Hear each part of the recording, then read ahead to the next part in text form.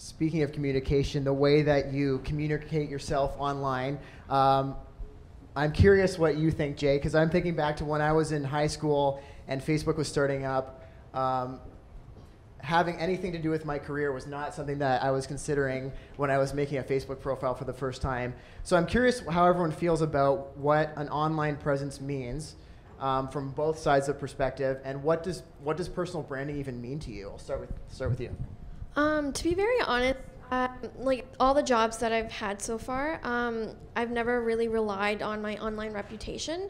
I think it's important to make sure that you know, even in your Facebook, Instagram, that you don't have to necessarily maybe keep it professional, but just to make sure that you don't have anything inappropriate on there. Because I do know that some employers like to do background checks just to see like if this is like a genuine person, if they can trust this person.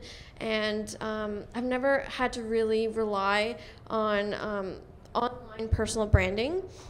But I feel like it's becoming more and more important as you hear so many stories of people getting jobs through LinkedIn, and sometimes like they just contact old Facebook friends and just you know, get back in touch and see if, you know, they're aware of any job opportunities. So I think it's definitely something that young people today have to be careful about, because, you know, Facebook, yeah, you can use that for fun, but it's just, you have to make sure you balance it, because as you go on and you become older, you're going to need to rely on some of the contacts you made for professional opportunities. So I think people need to always keep that in mind when they're actually posting anything on the web.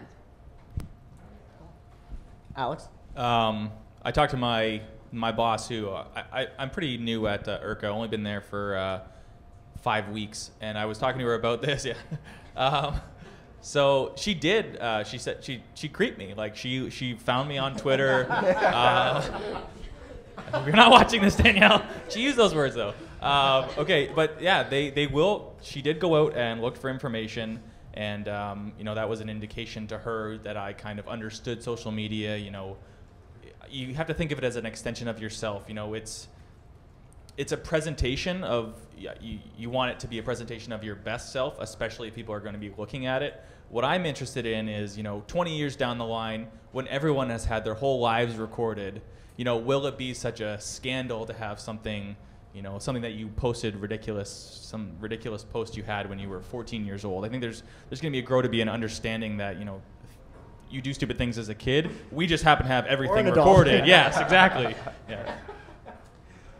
We do a lot of employment counseling around the idea of social media. So obviously you have to keep it appropriate. We all wear different hats, whether it's professional or with your friends. So as long as you keep it, you know, professional and obviously locked down, and you should, you know.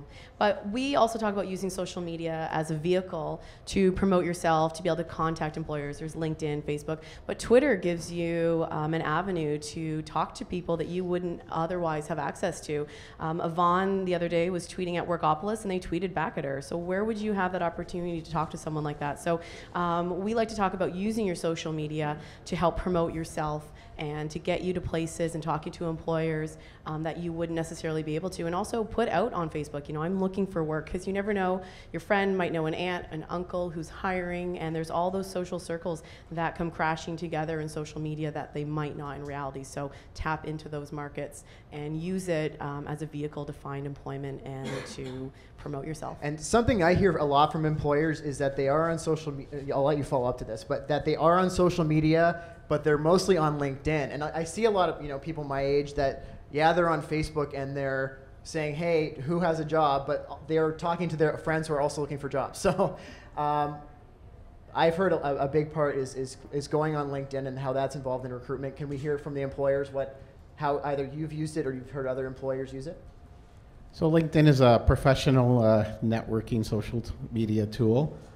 And there you can create profiles all day long and professional. What I wanted to add on that conversation was to ensure you define your core values. So who are you? What do you stand for? And be consistent. I think that's a critical aspect to it.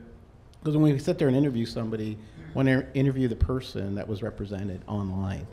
And when you sit there across from somebody and asking questions and they pique your interest, and then sometimes the person online doesn't actually walk into the interview. So it's a big disappointment. So be prepared for that. You need to be very consistent. And don't sacrifice your core values. Stick to them, whatever that might be. To add to that, LinkedIn is, we're going to talk about this later on, is about networking. It's all about networking. So it's about who you can network with and how fast you can do that and how many people you can network with. LinkedIn is a very quick and easy way to do that. So when you're looking for somebody, or you're in the other way of somebody's looking for you, it's a very quick and easy way to get your name out there very quickly.